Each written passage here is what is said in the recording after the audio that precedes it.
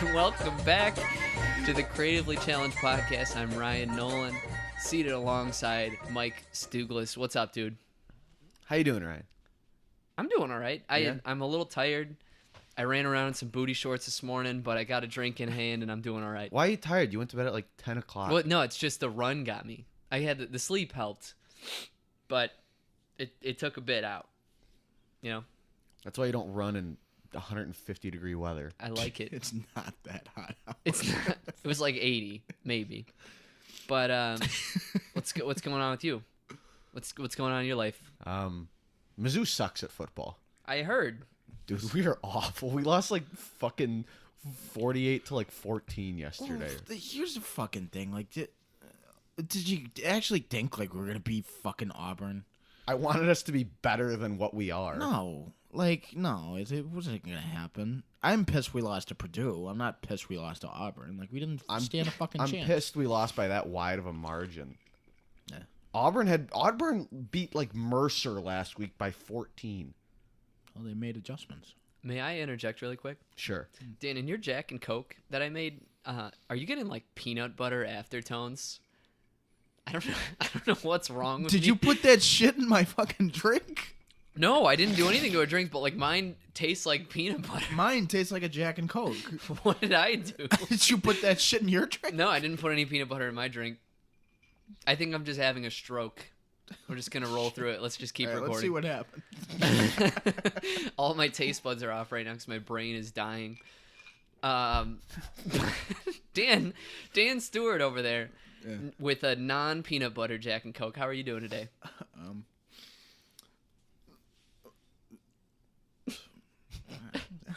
don't know. I've got to watch watch with air quotes like some version of Oliver Twist today for homework, and I don't want to do it. You know, Sir Alec Guinness is actually plays Fagin the Jew in it. Now, who is Alec Guinness for those that don't know? The uninitiated. He is Ben Kenobi in the original Star Wars. Is he famous for anything else? Yes. Was Yeah, he in Lawrence of Arabia? If I'm not mistaken. Yeah, he was Okay. a huge actor before that, but I mean, the name is now associated with Star Wars forever. And So that's it's what he's over. gonna be. He's actually really pissed. He's known he's for dead. Obi-Wan. No, but he was. He was. He's dead. Because he didn't want to be known as like that character because he Sure. did so much other like he was an Academy Award winning actor. Well, that's too bad because now only people know him for that. But he was Oscar nominated for playing Ben Kenobi. Yeah, Really? he was. Yeah. Wow, I didn't know that. Well, for the uninitiated, each and every Monday morning we upload to YouTube, SoundCloud, and iTunes to give you the. Why are you reading this? Is the end of the I show actually thing? read the wrong one. Yeah. For the uninitiated, each and every week here on Creatively Challenged, we talk entertainment news, review a movie, and discuss random topics that we bring to this $34 card table.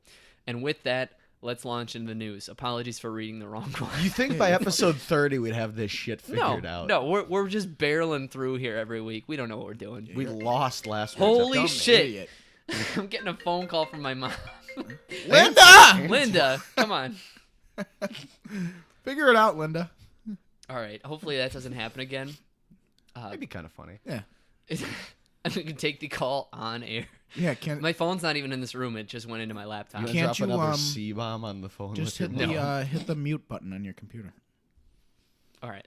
Okay. We're safe now. Yeah. All All right. What do we got? We well- got the Tomb Raider trailer, which is a movie coming out, and it stars Alicia Vikander, who is very attractive. I'd hold her hand.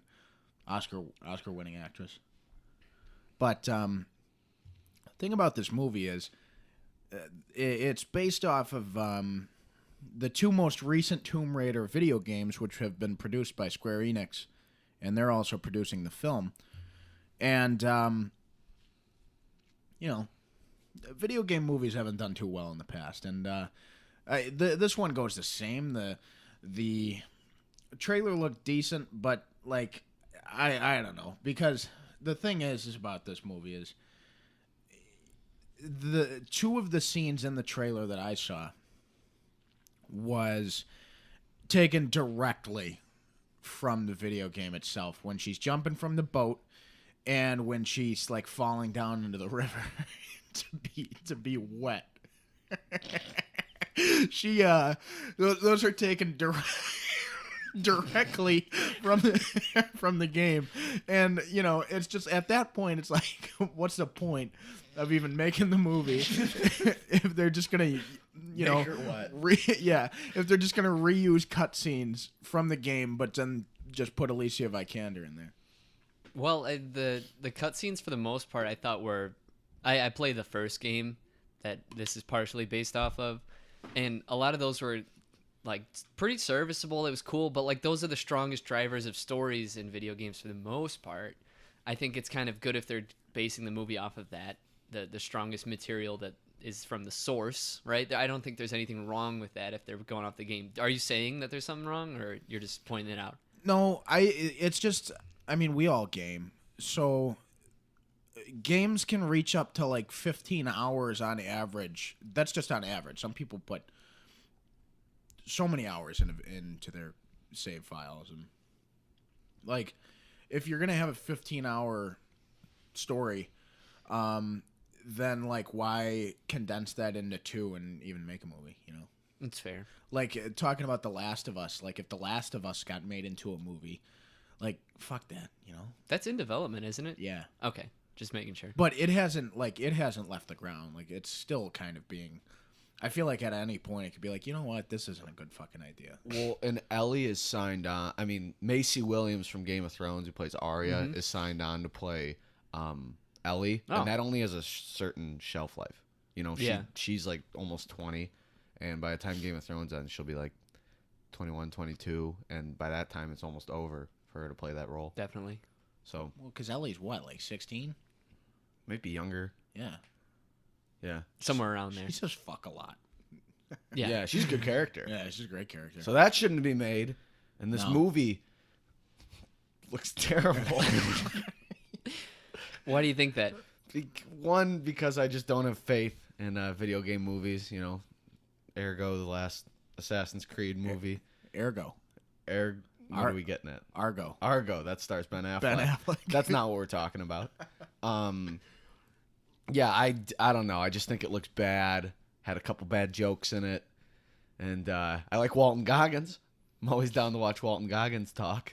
And but he'll probably be like a bad guy in this movie and maybe say fuck once or twice, and that'd be funny. Is that a requirement that Walton Goggins says that? I'd like him to call her a bitch. Why? I don't know. Walton Goggins, funny guy. Because Lara deserves it. It's not Laura. It's Lara. I think just the British people say that, maybe, because it's spelled Laura, isn't it? There's no, a U. it's an Lara. Oh, well, then it. It's Lara. Anyone That's else? But it's totally Laura. Yeah. Anyone else see Walton Goggins at a satchel? What? Yeah, in the trailer, he was wearing a satchel. It's like he had like Indiana Jones' satchel, like a raptor on his shoulder. What do you think's in there? Useful items for trekking the jungle. I think it's like, it's weird if you wear a satchel in public, like right now. Maybe a few Cosmopolitan magazines. What? That's in what's the bag? satchel. Yeah, no, because in case you have to take a dump in a public restroom. Something to read. You need something to read, yeah. Sure. But he's in the jungle, so he's just going to be shitting on logs. You still need something to read. It's okay if you're a jungle adventurer to have a satchel, but I think in real life it's weird. He could have nudie mags in there too. Oh. Because, he doesn't have reception. He's not going to be able to watch Pornhub or something. He's probably got like Playboy or something in there. I bet he's got like a few bags of like Cheez-Its. What if that's a focal point in the movie? You gotta have what if that's a focal point in the movie? Like he has Playboy magazines, or it's like a couple of scenes of like him like sitting on a log taking a shit and like humming. That to would just be himself. Dude, and unnecessary. that's why he's obsessed with Lara, because Yeah. maybe like Alicia Vikander like does a full spread. This is disgusting. Well. Well, Let's try to get back on track here. What is what's like the longest you've ever put into like a game save file, if you know what game, and what's the longest you put in? I played 120 hours of Skyrim. That's the most I've ever sunk in. How many days is that? That's around 8 days, if I remember correctly. I had on Modern Warfare 2 14 days. Damn. Oh my god.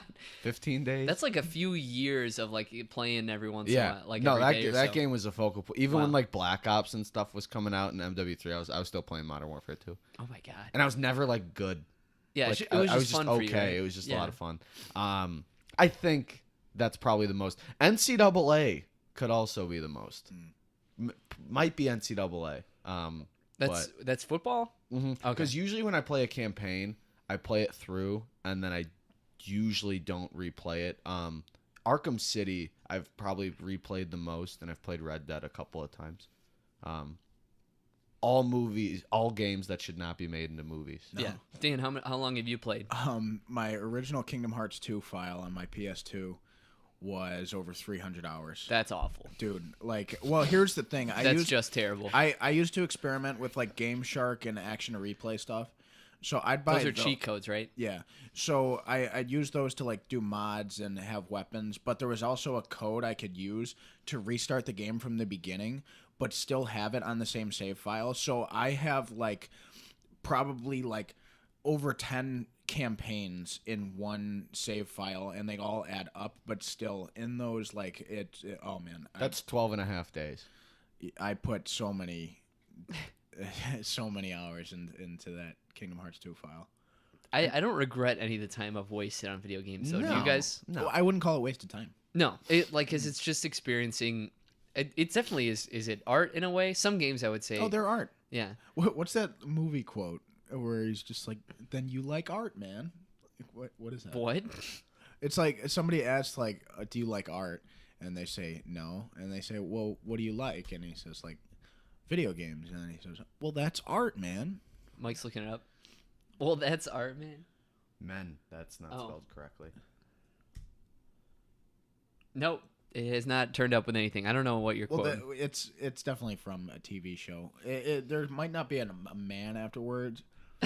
Just type in "that's I'm art" on Google quote. Docs. Either way, that's a good quote. I think that's like maybe like a Super Mario Brothers game, like a basic kind of game. Maybe not like that, but there's a lot of great stories that are told, and people kind of look down on video games. And It's that's a very usually, generational gap. They made Yes. older people don't. They made a understand it. Super Mario like movie. Did you ever see it? it's terrible.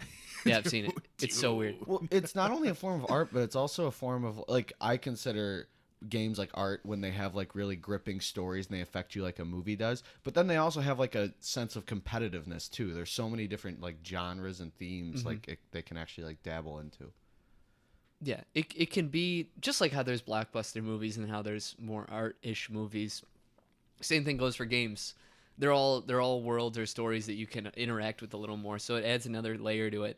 But you're spot on with the generational gap thing. It's a lot of older people just don't get it. You're totally right on that. Well, the Call of Duty games turn into blockbuster games. They're just and the Assassin's Creed games now. Yeah, They're just releasing games every year just because they can. Although Call of Duty World War II looks like awesome. People are saying that's a great game. I saw some people playing it at E3. I never got a chance to play it, but yeah, it looks pretty cool. But we're not talking about Call of Duty. Imagine if they made like a Call of Duty movie. no, yeah, I hope that never happens. That would be terrible. What if they had a Call of Duty game about poop? Duty. What's our next story? Let's eject ourselves from that. Jamie Foxx. Jamie Foxx is gonna play Mike Tyson in a biopic, and Jamie Foxx, good actor. He's 49 though. And Mike Tyson's only 51, and he's got a tattoo on his face. You think Jamie Foxx is gonna go method and get the full face tattoo? Well, if they did like a before boxing, during boxing, and after boxing, where they explored his whole life, they could definitely do that. That'd be cool. It'd be cool to see Jamie Foxx get like progressively really beefed up. By the end, he's kind of like stocky and just bigger. Like, you enjoying those Cheez-Its?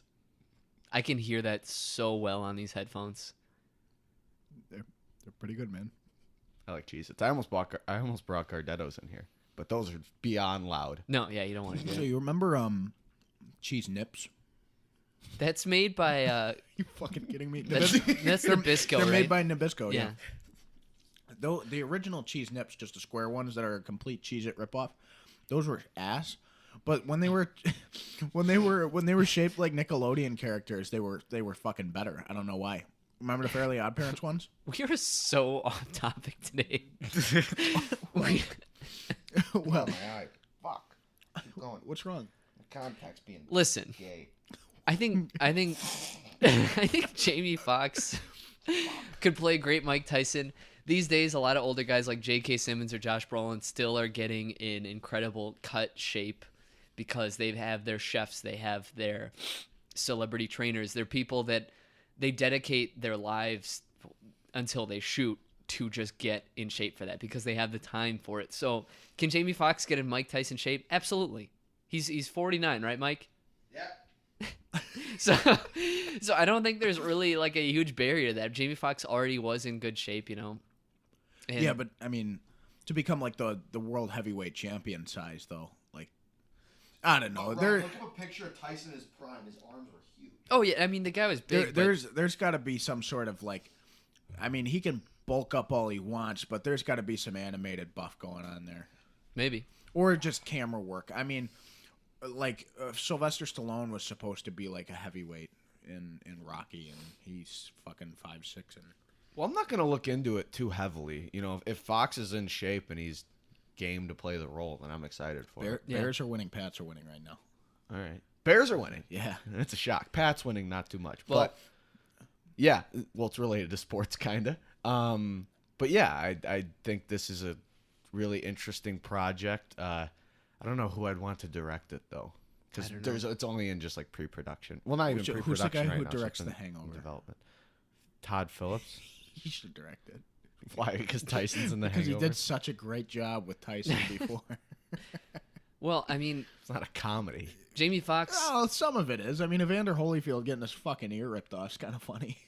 Kind of. Well, Jamie Foxx, he was Ray Charles in Ray, which he won an Oscar for, Yeah, right? he did. Yes. Well, You ever I see mean, that? yeah, It's a good movie. it's crazy because Jamie Foxx actually was blind for that role, so I think he could no problem get in no, Mike he Tyson wasn't. shape. He removed his eyes for that role, and Ray Charles still has his eyes, right? no, he lost his eyes in a tragic jazz accident, and Well, Stevie Wonder. Did we ever talk about that? we're moving on. I don't want to talk about that today. How Stevie We're not- Wonder, Stevie Wonder might not actually be blind. That's for another day. I Yeah, can't even no. do that right Okay. now. We have stories to cover. All right. I have homework, man. But Dan, you have our next story. I do. Okay, so This is so non-show today. Like we're not on So, Andy the Mooshman Muschietti, who most recently is the director of Stephen King's It, wants to continue to work with Stephen King and adapt Pet Sematary next. Now, Pet Sematary is a book from 1983, and it's about pets and people and a whore You got to give a better synopsis, Dan. who come back to life after they get buried in a magic cemetery. So there's this fucking cat, and the kid buries the cat in the cemetery, and the cat comes back to life and becomes like a demon cat. But you know, people kind of look over the fact that it's a demon cat because cats are little fucking assholes anyway. And then people start burying people in the pet cemetery, and then the people come back to life and become evil.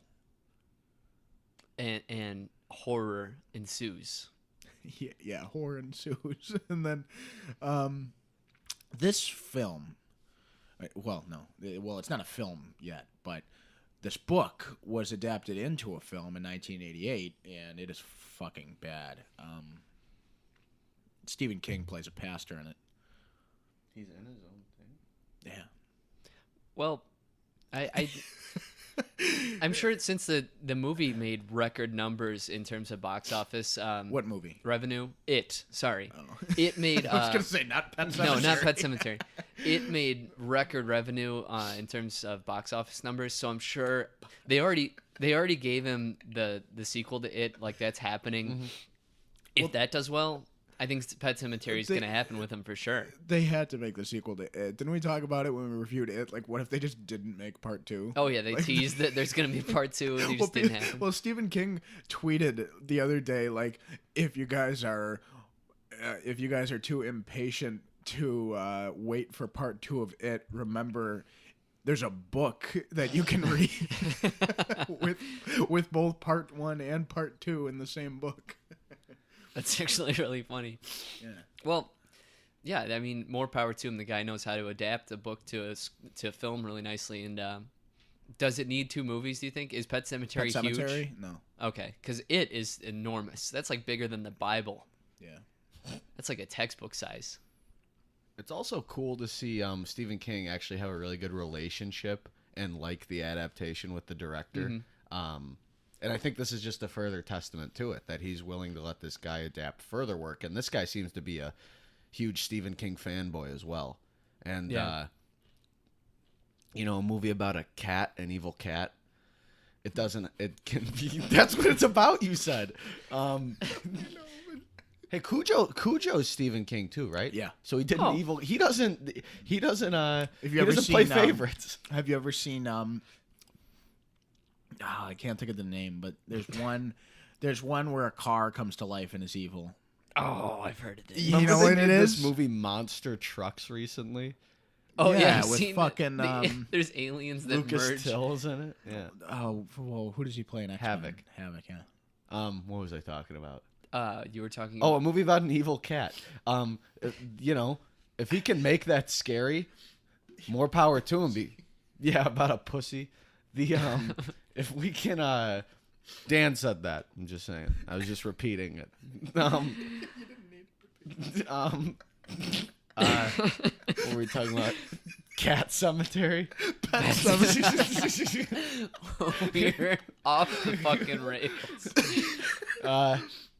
I'm excited. It had a great atmosphere. Pumped for part 2. And if the Moosh Man's taking on more, Dude, we gotta start. King We gotta Project. spread that nickname around. What's his full last name? Muschietti. Okay. No, but he needs to. Like, we need this to get to Hollywood. We know Jeff Goldblum listens to this podcast. And we know Diedrich Bader too. we know Diedrich Bader listens to this podcast. So the words around Hollywood, we got to get Andy Muschietti, the nickname, the Mush Man. He's got to get that trademarked, and I want him to direct Pet Cemetery. No, Cat Cemetery. It's a cool kind of idea to entertain. I mean, Andy Spaghetti sounds like a great guy for the job. Andy Mozzarella sounds like a good. That is this week's podcast. No, we're halfway through. We're 20 minutes in.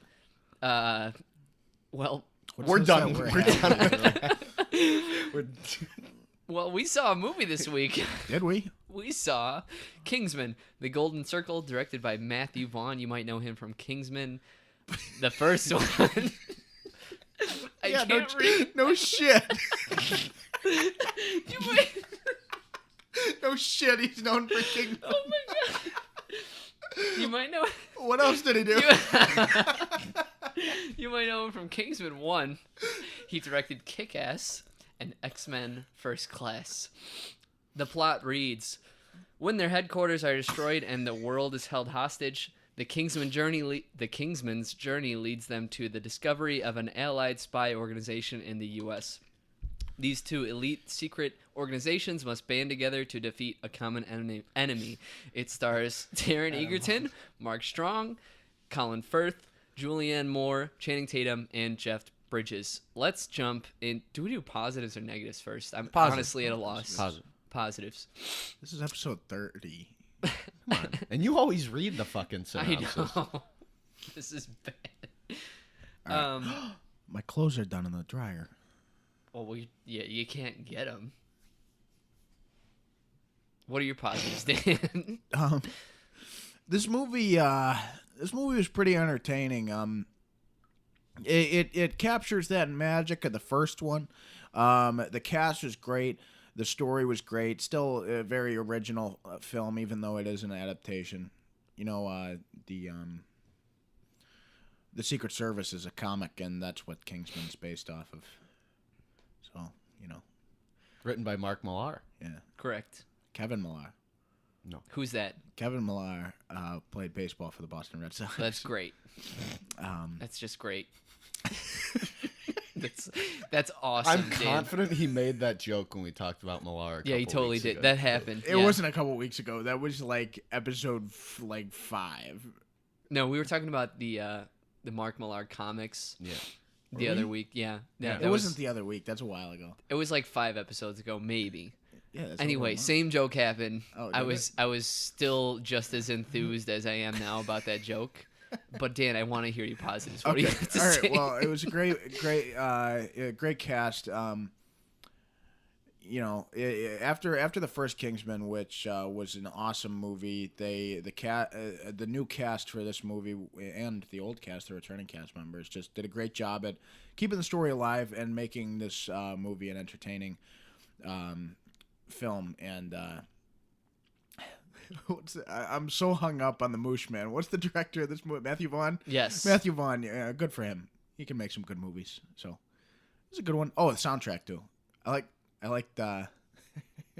Actually, I didn't like it. I'll save that for the negatives. Yeah. Okay. Let's go over to Mike. I thought this was a serviceable sequel. I don't even think it touched the first one. The first one was one of my favorite movies of 2014. But I'll, obviously get into that a little later. But the positives of this movie, especially returning Mark Strong and Taron Egerton, who play Merlin and Eggsy, they have fantastic chemistry. It almost felt like a buddy cop with them at certain points of this movie because they just banter off each other so well. Mark Strong has the best scene of the movie towards the end. John Denver, R.I.P. Leave it at that. But that scene was great. Matthew Vaughn is so good at capturing action in such a unique way. Like, he follows... I don't even know how he does it. He almost like puts the camera on limbs almost and just follows the action. It's always really interesting. He did a good job of expanding this universe even further. The Statesmen were awesome. I really enjoyed how it was really alcohol. Americans they took all the American stereotypes like they did with the British in the first one and put it to the Statesman. That was really cool. Now, for the uninitiated, what is the Statesman? The Statesman is the American version of the Kingsman. And they're all, how the Kingsmen are named after the Knights at the Round Table. The Kingsmen are named after alcohols. Like Jeff Bridges is champagne, Channing Tatum is tequila, Pedro Pascal's whiskey. And you could tell all those guys, especially Tatum and Pascal, had such a good time. Like, everyone in this movie just looked like they were having fun and embracing the absurdity. Because these movies are, like, kind of spoof spy movies with how over the top they are. What? Well, I was going to say something different, but then I remembered another positive I left off. And I hope I'm not, like, G in this from you. Oh, go ahead. Okay.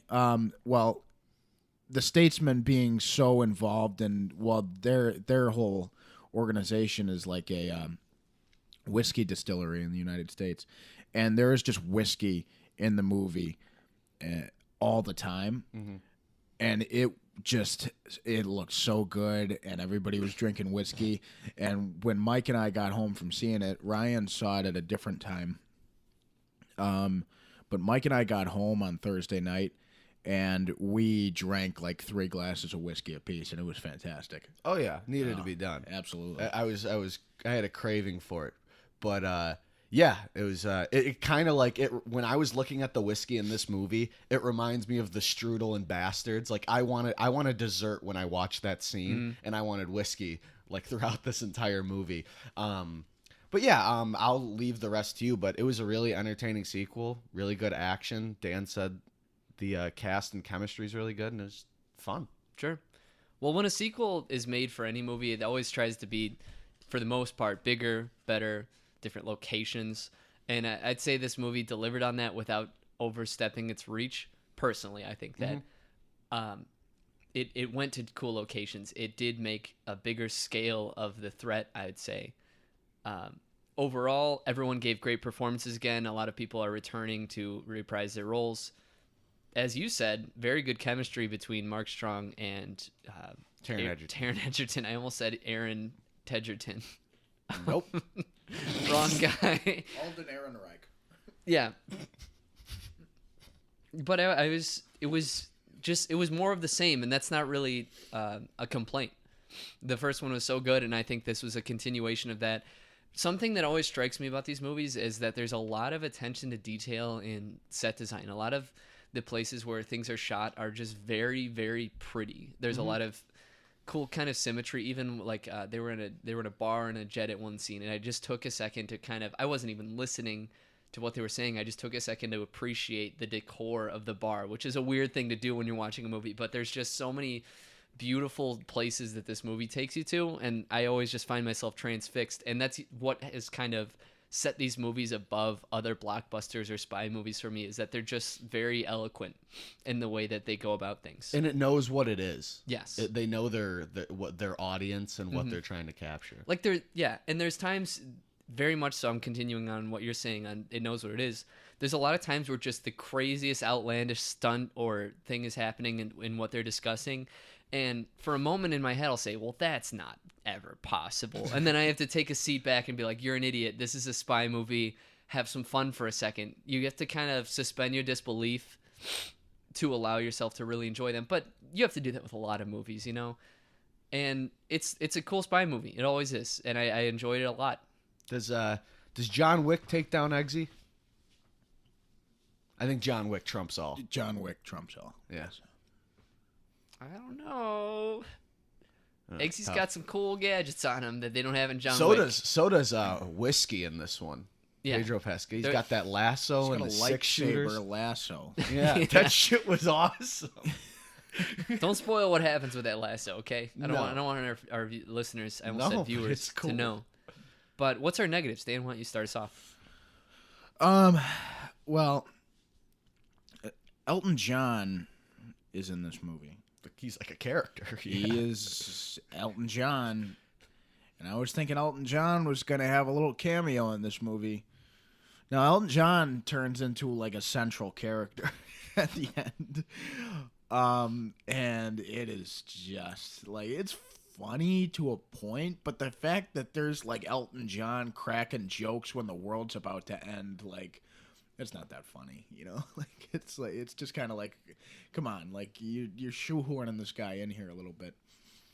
And I just didn't expect to see that much Elton John. So, I don't know.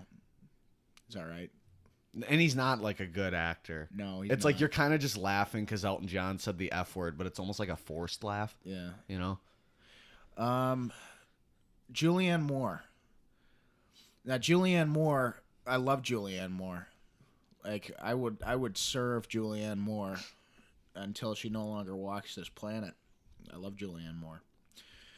In this movie, after the job that Samuel L. Jackson did as the villain in the first one, Julianne Moore just kind of didn't step up to the plate in terms of great villains in the Kingsman, movies. And not that she did anything wrong. Like, it's not like she was acting bad or anything like that.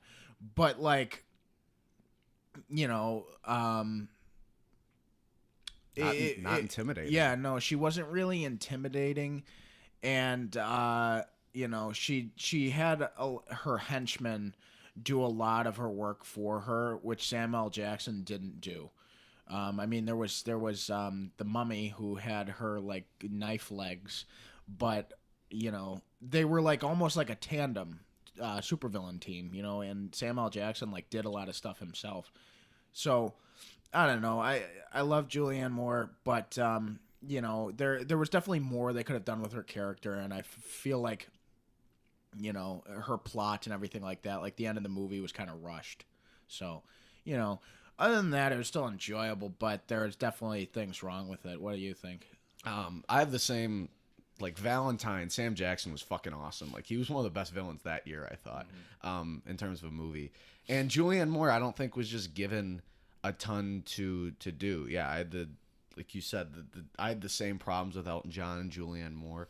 And there's points in this movie too where I really thought Matthew Vaughn kind of fell in love with the universe, and it was heavily style over substance.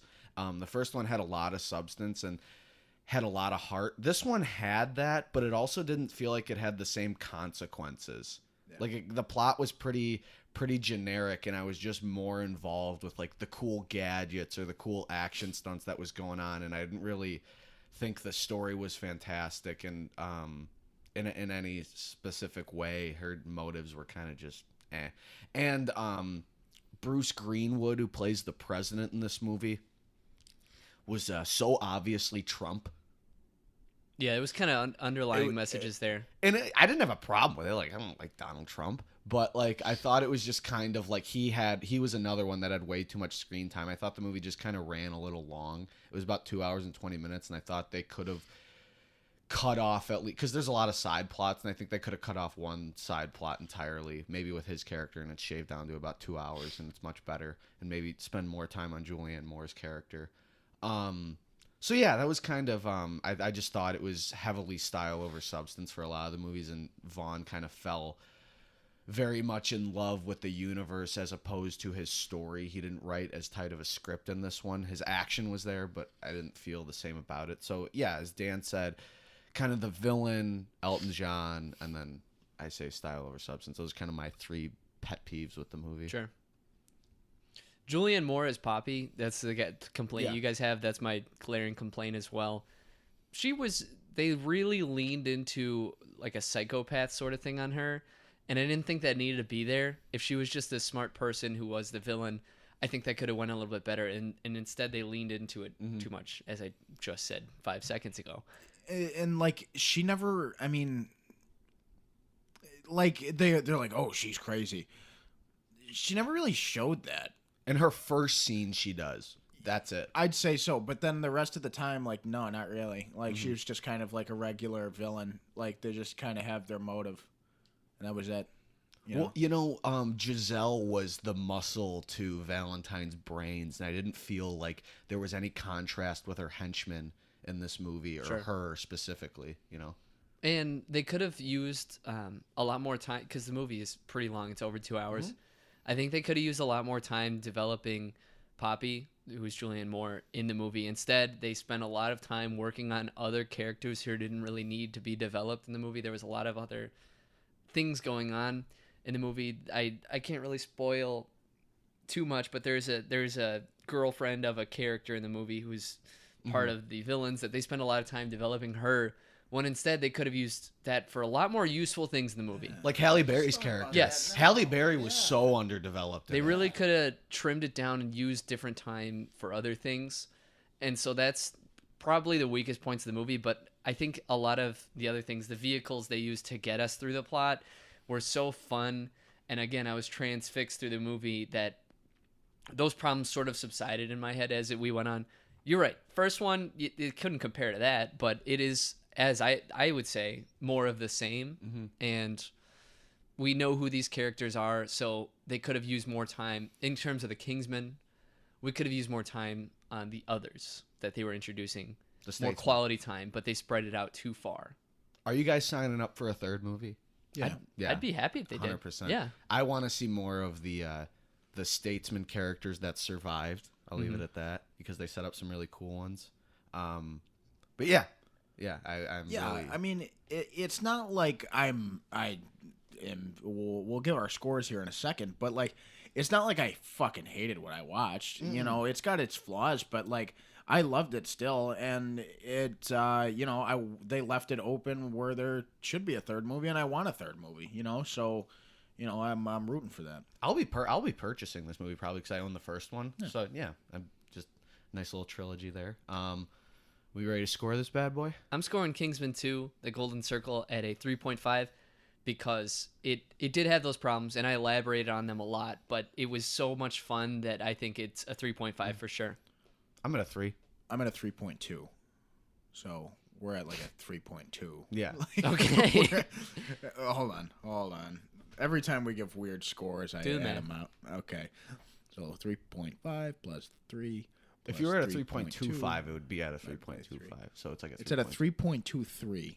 Okay. 3.23 Goldblums out of 5 Goldblums.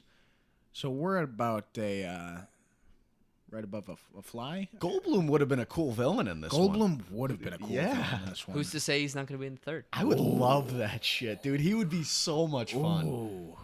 I like that. Yeah.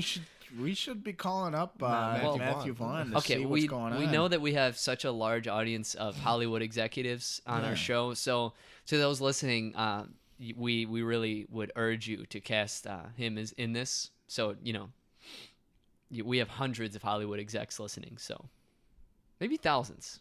Yeah, I'm sorry, Julianne, but Jeff Goldblum would have been a fucking great film. Oh, you didn't have a quote to start it off the episode? I got one. Okay. It's when Channing Tatum says, "That dog don't hunt." I love that line. I think that's awesome. It was good. It was awesome. Is that like a term a lot of people use? I've never heard that in my life. That dog don't hunt. Yeah. Yeah, that's a good one. It's a very westerny, southern term. Mike, do you want to roll us into our main topic? Oh, Yeah. hold on. Oh. They said fuck a lot in this movie. Did Like they? way more than the Overindulgent. first one. Huh. Way Especially with more Elton than the John. first That's why one. I thought it was. They said fuck a lot. All right, we're done. All right. We're done with this. All right. So, on the topic of spies and whatnot, so we're gonna base our what? What'd I say? Nothing. If you take S out of spies, it becomes pies. If we're on the topic, I like pies. If we're on the topic of pies, why isn't there a grape pie, Ryan? I don't know, Dan. You fucking hate me right now. Look at his face. I've heard this so many times. Oh my god. Why don't you elaborate so this makes sense to people? Okay, so all right, so you got your apple pie, right? You got your blueberry. You got your blueberry pie. Why isn't there a grape pie? And people are like, "Oh, well, it wouldn't be good." They wouldn't fucking know. They've never had it. Nobody's ever had it. So, why isn't there a grape pie? It translates over to gum. Dude, I am not Translates talking over about to this. pop. Considering Why we've doesn't had it this work in a pie? conversation multiple times off the podcast. I'm not indulging this. Not indulging the grape pie. No. Well, if any listeners want to make a grape pie, please let us know if it tastes good and everything like that. And we'll mention you on the show. Wait. There's one more thing because in our lost episode 29, that we didn't deliver on last week, we made a shout out to listeners that actually commented, and because we lost the episode, we couldn't give them the shout out. Oh yeah. Can we discuss that? Because I really want to talk about them. We went more in depth on it, but what were their two names? Rob the Beast and Red something calling in from Star Wars. What was it? Red one. What?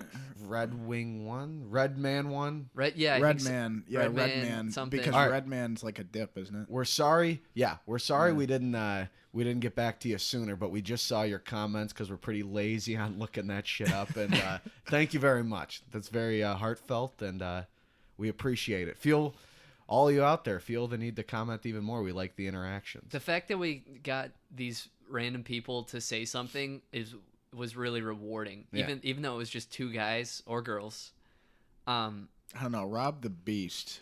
You sure it's not a lady? Oh, dude. Oh, my God. Hugh Jackman in that Barnum movie. In that P.T. Barnum movie with the bearded Excuse me? lady. Holy shit. You didn't get a trailer for that when you saw Kingsman? No. Fucking dog God, shit. It looks terrible. Okay.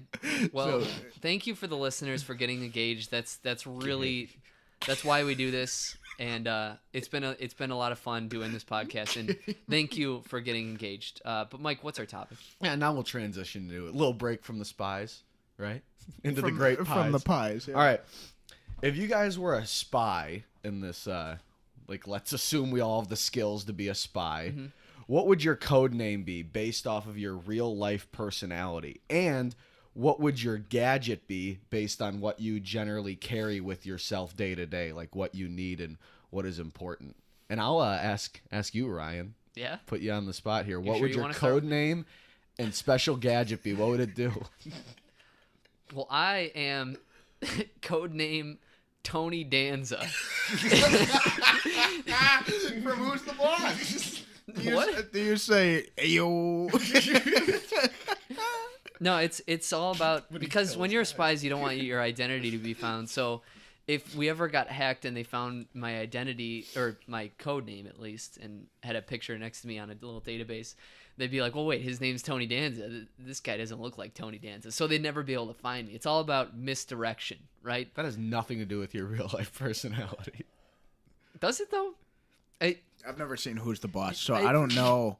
I don't know if you're Tony Danza or Listen, all I'm saying is that you have to be secretive when you're spies, and I wouldn't want my code name to be anything linked to my personal self. So I am codename Tony Danza. Who was in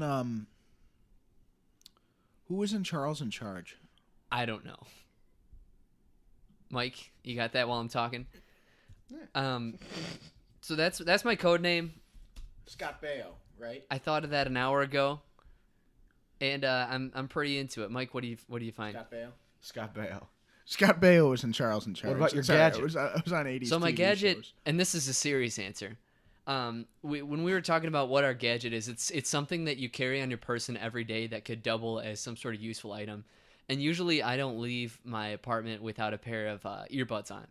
And so my earbuds, not only are they functional for listening to music, but they also are super strong in tensile strength. And so I can rope them up to get up, scale up buildings. They also double as tripwires that will shock my Now that's some cool ass shit. Fucking goons that are walking by while I'm sneaking. Goons, Dan. While I'm sneaking through a building. Yep.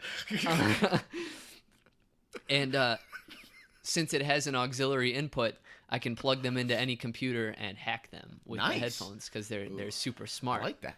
Those are my gadgets, just the earbuds, and they sound pretty good. Nice. What are you listening to most of the time? Just like flamenco music. It'd be cool if the music, if like listening to music too while you were on the job, like increased your speed. You know, like Baby can't move without his music. It'd be cool. Well, usually, and this is totally off topic, but usually when I'm listening to music, if I'm really feeling it that day, whatever I'm listening to is gonna put a different kind of stride in my step. Like if I'm listening to some funky kind of soul stuff, I'll just walk like an asshole. Like I'll probably look like one, but I feel awesome with the headphones on. But it definitely, music helps me walk around campus in different ways. Dude, like, do you have like a walking around song that you know you can put on, and like you like Harlem Shuffle. View the world in a different way when you've got that song on walking around on campus? It always fits the mood. I couldn't give you one off the top of my head, but there's definitely stuff that helps me in certain ways. The other day I was listening to the Dunkirk soundtrack and walking around campus, and I was like fucking alert, and I was like dodging people, and I was like, dude, I swear to God, I got to my place like 3 minutes quicker. Yeah. And I wasn't running or anything, but I was just I was into it. It's a good soundtrack. Listening to the Imperial March, which is Darth Vader's theme in Star Wars, you feel so fucking empowered when that's playing in your ears and you're walking around campus. You're just like, if anybody cuts me off here, I just want to force choke them to death. Nice. Yeah. It'd be weird if you actually tried, though, and then just nothing happened. You were just holding your hand out. Somebody's like, what the fuck is this guy Well, doing? they know you're trying to force choke. I mean, everyone knows Star Wars. You would hope so. Yeah. You would hope. But then they'd be like, well, why the fuck is this guy trying to choke me right now? What's wrong with this guy? So, Stu, I'll ask you. Code name, secret gadget. Okay, here's a funny name behind why my spy name would be James Kensington. It's because one time in high school, it was like we were in a Mike and I were actually in this homeroom together, and yes, and the question was, or it wasn't a question, it was the name of your porn name would be if your middle name is your first name and your last name would be the name of the street you grew up on. So my porn name was James Kensington, and I remember Mike going, "Ooh, dude, you do movies, you do porn movies where like you were a spy, because that sounds like a spy name." What? Dude, you said that. So now in that question, Mike, what? 5 years later, asking the same question. No, 6 years later, asking the same question. I was just like, well, it's James Kensington. It's my porn name. It's my spy name. So, yeah, so my name would be James Kensington.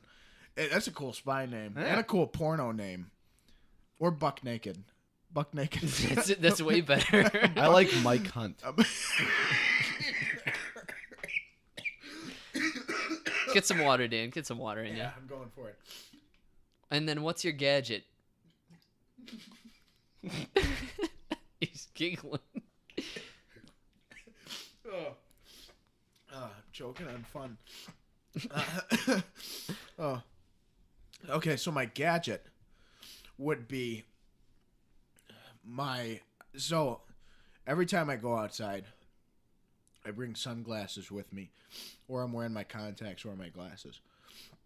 If I could be very Spy Kids / Kingsman like, I'd want to be able to like read people's like emotions, their heartbeats, everything like that with my special awesome glasses. So my sunglasses, my contact lenses, and my my glasses would all have the ability to like read people, be able to check internet databases for them, like see what their interests are and everything like that while I'm doing it, so that I could never have the occasion where you run into somebody and you forget their name.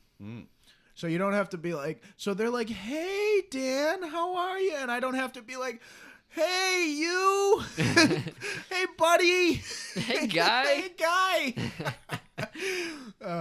That's the best. So I wouldn't have to do that ever again. And check your peripheral so you don't get your brains blown out. Oh, yeah, that'd be good. Oh, man. Now, would you cheat on tests with those? Of course. I would, too. Yeah. That'd be awesome. I'd also... Oh, I know what this is. No. X-ray vision, baby. But totally Superman comic X-ray vision where you don't see their bones. I was just going to say. You see through their clothes for some reason. That's a flawed naming of just like, oh, yeah, I'm looking at their bones. Yeah. It's like, oh, yeah. There's some nice bones you got on you there. That'd be the weirdest Imagine thing. that as an icebreaker. Yeah, like at a bar, hey, you got a nice skeletal structure. It's like, hey, how about I get you a drink? Hey, that hairline fracture on your fibia is looking nice. What's a fibia? I don't think that's a real. No, it's fibula. There's the tibia and the fibula. I think it's fibia. No, it's not. You know, Ryan's probably right. Let's Google it. Let's see. Let's see. Is it the It's the tibia and the fibula. I thought it was the tibia and the fibia. Nope. It's fibula. Yeah. All right, the tibia. What's the tibia? That's the one in. Is that the big one? That's the femur. Yeah. That's your like thigh. You don't break the and femur. then the other two are at your calves. I know somebody who's broken their femur. It's not good. That's fucked up. Oh, dude. Yeah, no, he was out of commission for a while. And you'd be able to see it with your glasses. Yeah, that's right. Mike, what is your code name? I didn't get creative and funny like you. Well, I guess I got a little creative, but I didn't get really funny. Like you guys had your names as Tony Danza. So you'd say you're a little creatively challenged. Hey. Hey. He said the title. Having the temperament of a 7 or 8 year old, my nickname would be Short Fuse. You know, because I'm fucking angry all the time and a living cynic. Are you revealing something about yourself as well? No. What's that supposed to mean? You can go a lot of different ways. Dan with is that. raising his eyebrows on set right now. But Is there something else that's short? that's what he was getting at. Fuse. Sorry. All right, Mike. Why? Why? It's not about my penis. No, I know. Is peni the plural term for I penis? hope No, not. it's penises. Yeah. Penises? Or Peni is funny. Peni is pretty funny. I Or hope you could just say cocks or dicks or. I hope none of us are ever in the units. situation where we have to make that distinction that we're gesturing to lots of penis and that we have to say peni. A tangle of peni. It better not be Like a tangled. snake orgy. It's just all cocks. A 6-pack of Franks. So Short Fuse. Okay. Non-penis related. Because I'm a cynic and I'm always upset about something. So, just get it out of the way there. Gadget. I don't go anywhere without my lanyard either in my pocket or around my neck.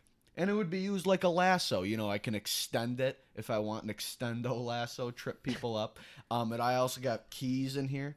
The keys would allow me to get into any building or any car, drive the car too. If I wanted a Lamborghini, it's mine.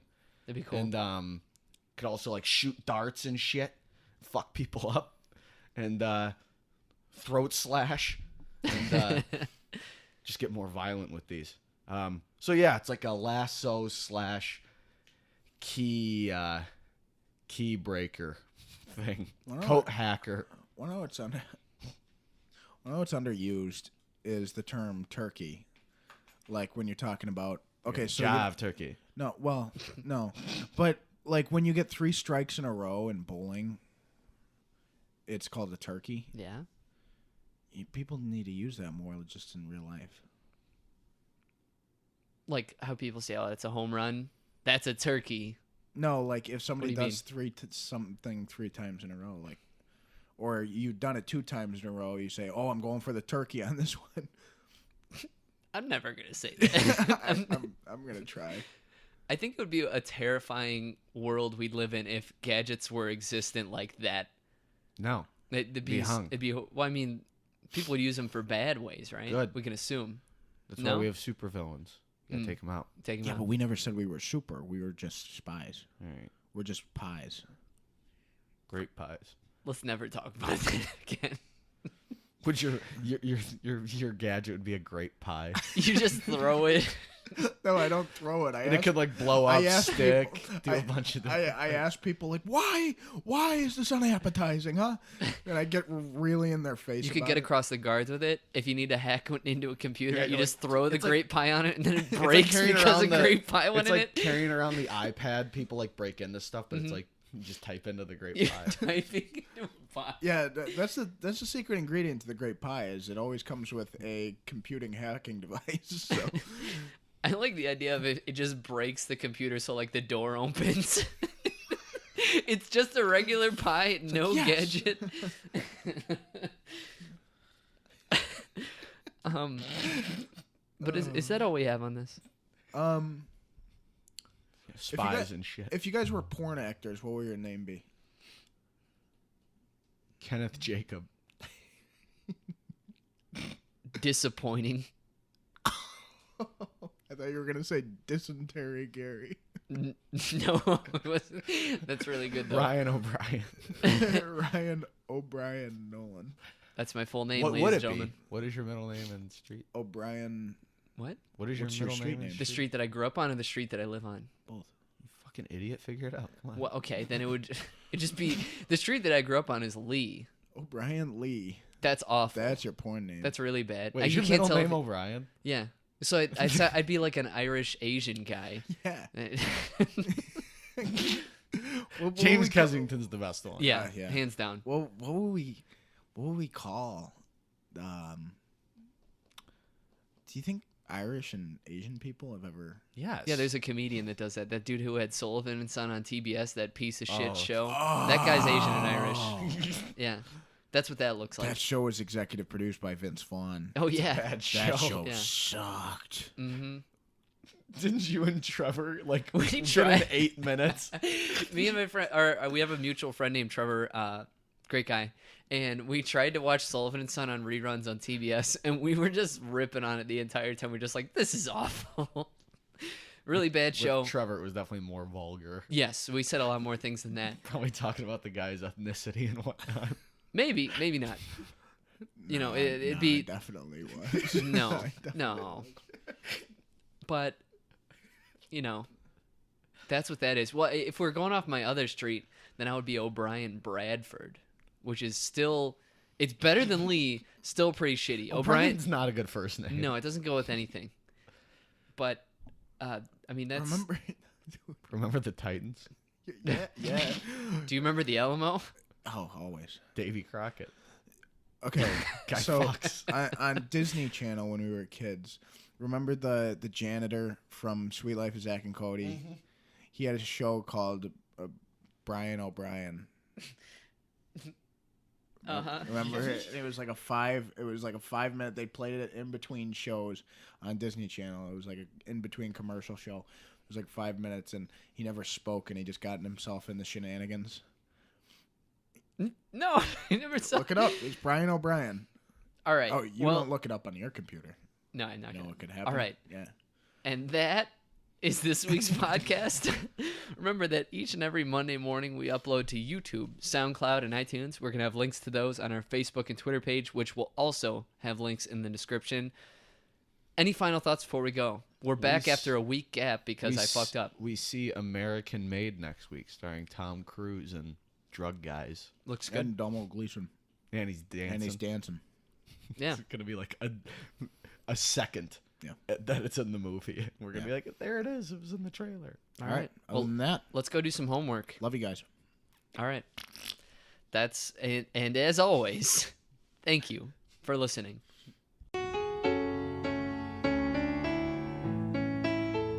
What if God was one of us? Just a slob like one of us.